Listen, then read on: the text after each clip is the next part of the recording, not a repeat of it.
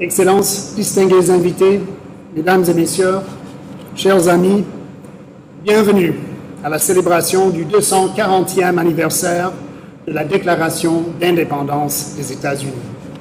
Chaque année, le 4 juillet, ou aux alentours de cette date, nous commémorons son adoption par le Congrès continental en 1776. Les Américains sont connus pour leur sens pratique et leur ponctualité.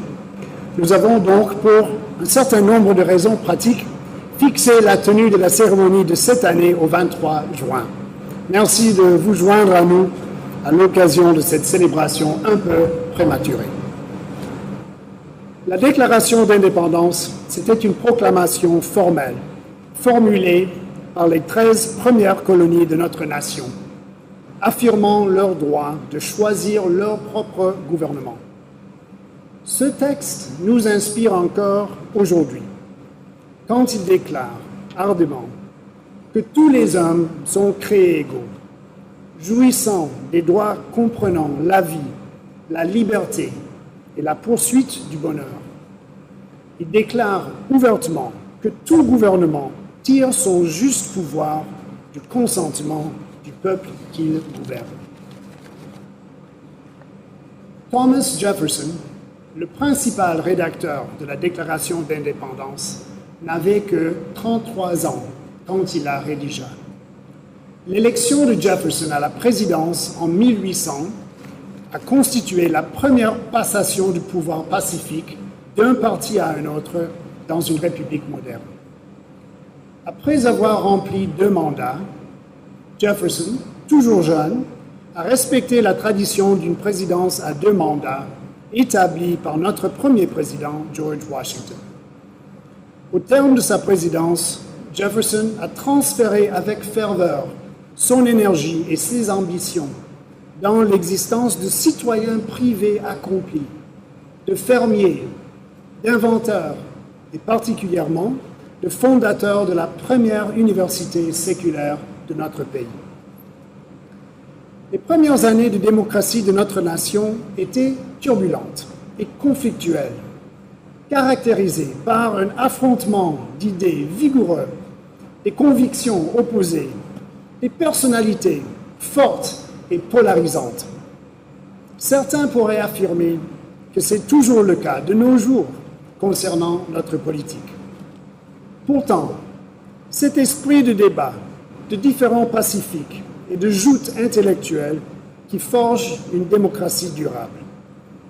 Au bout du compte, c'est cet espace ouvert, propice au discours politique, qui peut parfois être choquant et inconfortable, qui maintient le dynamisme d'une démocratie, en encourageant de nouvelles idées, de meilleures politiques et, en fin de compte, une nation plus forte.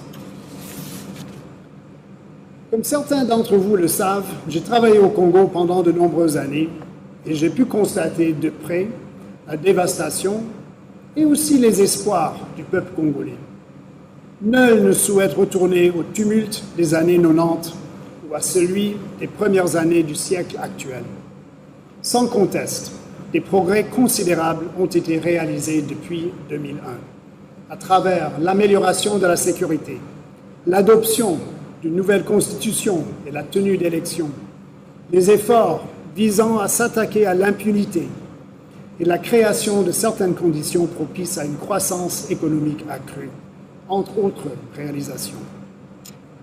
Les États-Unis et leur peuple ont travaillé sur ces priorités, main dans la main avec les Congolais, pour stimuler la croissance économique et le développement, améliorer l'accès aux soins de santé et à l'éducation, promouvoir la paix et la sécurité et consolider les institutions démocratiques.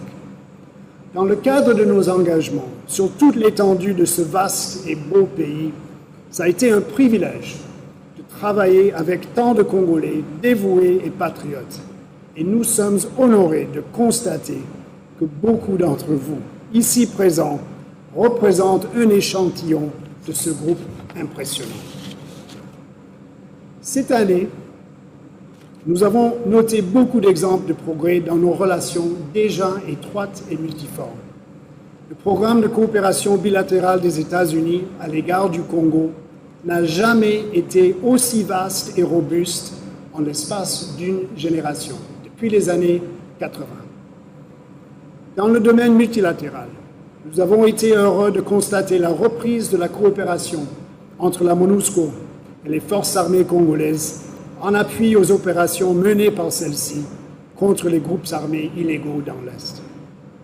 Au niveau purement humain, nous apprécions les avancées significatives effectuées par les autorités congolaises visant à permettre aux enfants adoptés légalement de rejoindre des familles aimantes aux États-Unis et ailleurs. Les États-Unis ont été un partenaire réceptif dans les efforts collectifs et héroïques du peuple congolais visant à reconstruire ce pays au cours des 15 dernières années. Mais je dois toutefois vous dire en toute honnêteté que nous sommes préoccupés, en tant qu'amis et partenaires, par l'incertitude entourant la trajectoire du Congo au cours de l'année à venir et au-delà. Quand je regarde l'assistance de ce soir, je suis inspiré par les leaders talentueux que je vois, issus de tous les milieux de la société, représentant le monde académique, le monde culturel, les affaires, la société civile, le gouvernement et la politique. Et je sais qu'il y en existe beaucoup d'autres à travers cette grande nation. Les autres partenaires et nous-mêmes comptons sur vous pour rassembler vos immenses talents, montrer la voie à suivre, fournir plus de clarté à l'égard de la destination que ce pays est censé atteindre et de nous informer, nous, vos partenaires, de ces choses, mais plus encore d'en parler à vos concitoyens.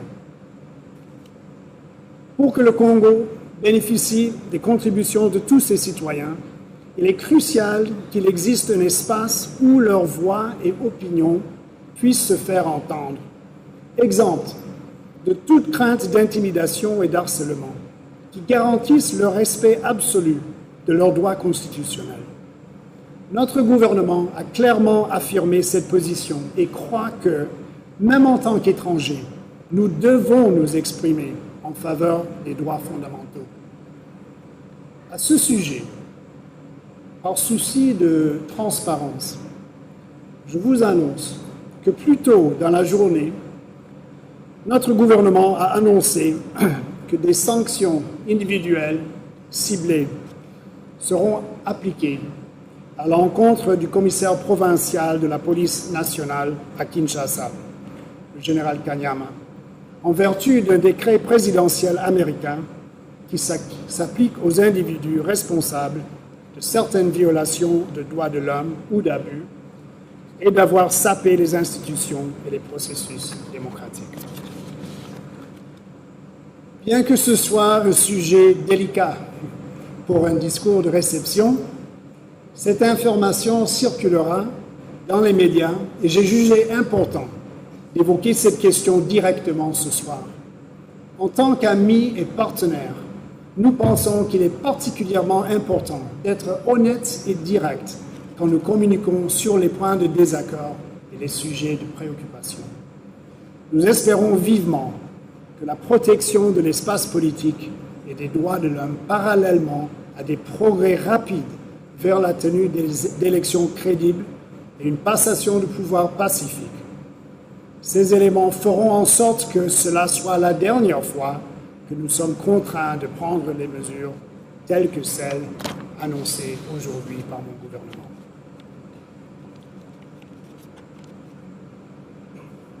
Bamama patata bandeko. Liboso ya kusukisa. Nalingi kubakisa moke na lokota na bana mboka. Na mokuse, tosepeli mingi koyamba bino banso, lelo na lopango na antoma ya États-Unis. Tozali awa elongo, mpona kosepela boyebisi ya lipanda na mboka na biso, uta bambula kama mibale na ntuku minei. Mokanda oyo esakolaki lipanda, oyo elobaki na ntina na mibeko na bato banso. Ndakisa, bomoi, bonsomi, na oluki esengo. Moto akomaki yango, Thomas Jefferson. Moto wana na nsima azalaki mokonzi ya mboka na biso mpona bamanda mibale. Na nsima atikaki bokonzi mpe asalaki makambo misusu ya minene. Ndakisa atongaki universite ya sika na ekolo na ye.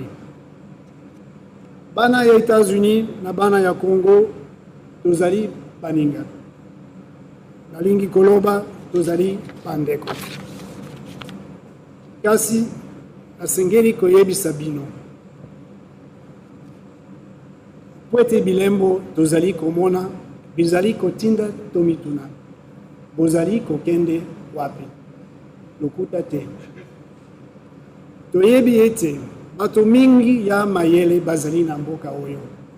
Awa liboso na ngai, bino bozali bakonzi ya bulamatari, bakonzi ya masanga ya politiki, bakonzi ya mimbongo, bozali bato ya bwanya, bokoki kotalisa nzela ya kolanda.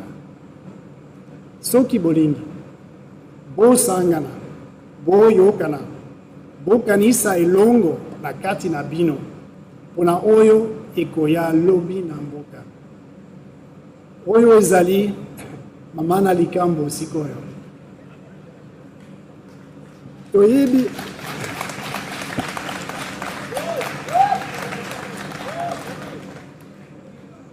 ete bokoki kosala yango mpe bosengeli kosala yango mpona mboka na bino. Mosala wana ezali makasi, kasi tozali na kondima ete bokoki kosala yango. Lokola Coco Swing alobaki na mikolo mileki, zoku alembaka mino na ye te. E mosapi moko esukolaka elongi te.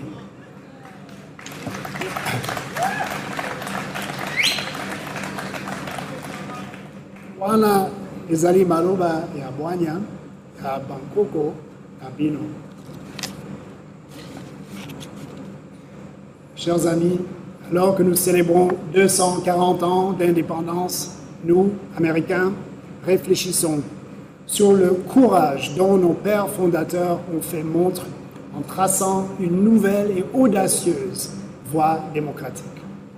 Nous réfléchissons en outre sur les nombreuses luttes dans lesquelles nos citoyens se sont engagés pour consolider et améliorer notre démocratie. Ces luttes continuent de nos jours. Nous espérons que la démocratie congolaise tirera pareillement parti des progrès réalisés jusqu'ici et continuera de prospérer. Nous demeurons résolus dans le partenariat qui nous lie afin de voir ces choses se réaliser. Au nom de tout le personnel de l'ambassade des États-Unis, congolais et américains confondus, nous vous remercions de vous être joints à nous ce soir. Bonne fête d'indépendance et profitez du reste de la soirée. Merci.